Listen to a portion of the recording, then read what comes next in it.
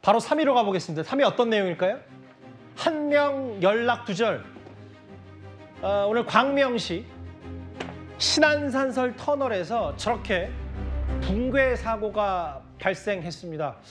허주연 변호사님, 저 사고 원인이 일단 뭔지 알려졌나요?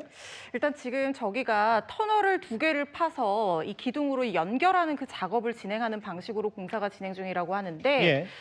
이 터널 일부에 그 기둥 받치는 기둥에 균열이 생기면서 이것이 무게를 견디지 못하고 무너지는 상황으로 보이는데 좀 자세한 내용은 좀 추가 조사가 필요해 보이는 상황입니다. 예. 근데 저기가 저희 집에서 불과 500m 정도밖에 떨어지지 않은 잘 아시는 바로, 곳이군요. 네, 뒤쪽인데 어제 새벽에 밤쯤이었는데 그때 약간 큰 소리, 뭔가 무너지는 듯한 소리가 2번 정도 들렸는데 예. 워낙 근처에 공사를 많이 하고 있기 때문에 또 발파 작업을 하는 건가라고 생각을 했거든요. 그런데 아침에 일어나 보니까 새벽 2시부터 7시까지 너댓 번 정도 환기구 쪽 공사하는데 붕괴 우려가 있어서 교통을 통제하니까 우회도로를 이용하라, 이런 알림 문자가 와 있더라고요. 그런데 지금 정확하게는 아직까지 원인이 확인이 되지는 않고 있는 상황이고 예. 그 전날부터는 작업이 없었다고 하니 뭔가 발파 작업을 통해서 이게 자극이 된 상황은 아닌 걸로 보이거든요.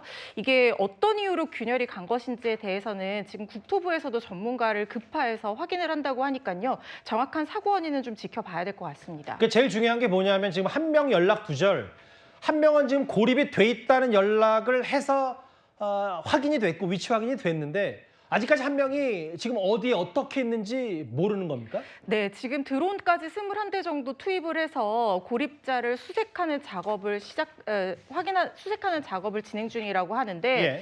어제 아마 균열이 있으면서 뭔가 일부가 좀 무너졌던 것 같아요. 그래서 근로자들이, 작업자들이 투입이 돼서 보강 공사를 진행을 하고 있던 중이었다고 합니다. 그런데 이 무게를 이기지 못하고 넘어지면서 2명이 고립이 됐습니다. 그중에 1명 30대 남성 작업자는 지하에 고립이 되어 있다라고 하면서 연락이 닿은 상황이라고 합니다. 그런데 예. 문제는 50대 굴착기 기사가 휴대전화 신호도 닿지 않고 연락이 되지 않고 이 생존 신호를 아직까지 확인을 하기가 어려운 상황이라는 거예요.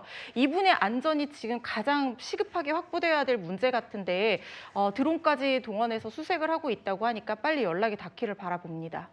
앞서 지나갔던 화면을 다시 한번 부탁드릴게요. 제가 보면 이 사진 봐도 제일 걱정되는 건 추가 붕괴 사고고, 빨리 연락 두절된 한 명의 작업자를 빨리 신호도 닿고 연락이 닿아서 위치 파악해야 이제 고립된 이 작업자들을 구할 수가 있을 텐데, 허 변호사님, 제가 이 사고를 쭉 보면서 이해가 선뜻 안 되는 게 뭐냐면, 분명히 아까 허 변호사 말씀하셨죠. 직접 받았다고 하시니까 안전 안내 문자를 보냈는데 갑자기 왜 저런 일이 발생했다는 게, 그럼 그 중간 사이에 어떤 점검이나 혹은 확실한 대피 명령 이런 건 없었는지, 그게 좀 의문이거든요. 새벽에 보낸 문자에서는 대피 명령은 분명히 없었습니다. 그런데 오전에 보강 공사를 하면 예. 추가적인 붕괴가 없을 거라고 생각을 했던 것은 아닌가 하는 생각이 드는데, 그런데 문제는 뭐냐면요. 지금 저 도로가 무너진 곳이 바로 앞이 초등학교고 대단히 아파트 단지와 주택들이 이어져 있습니다. 그리고 근처에는 주유소도 있거든요. 예.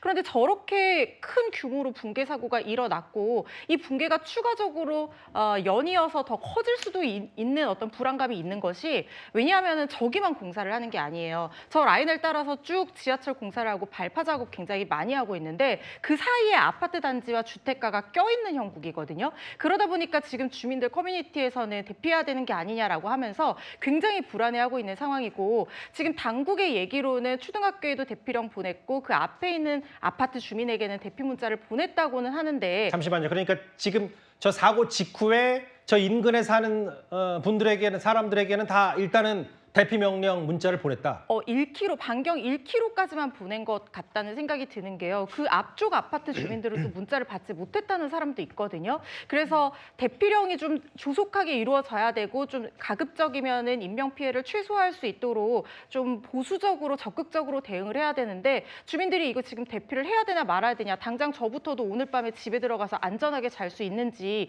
이게 굉장히 불안한데 그러게요. 저한테는 대피 문자가 오지 않았어요. 그래서 이걸 어떻게 해야 될지 한번 좀 주민들도 많은 고민을 하고 불안해하고 있는 상황 같습니다. 조금 전에 광명시장도 입장을 낸 것 같아요.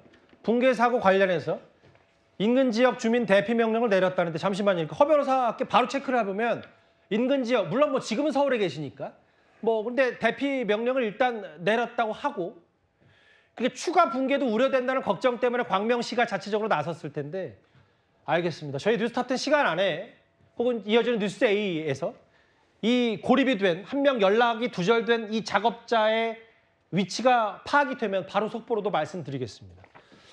많이 걱정이 되는데 저 광명 저 신안산선 붕괴 사고요. 일단 3일을 만나봤습니다.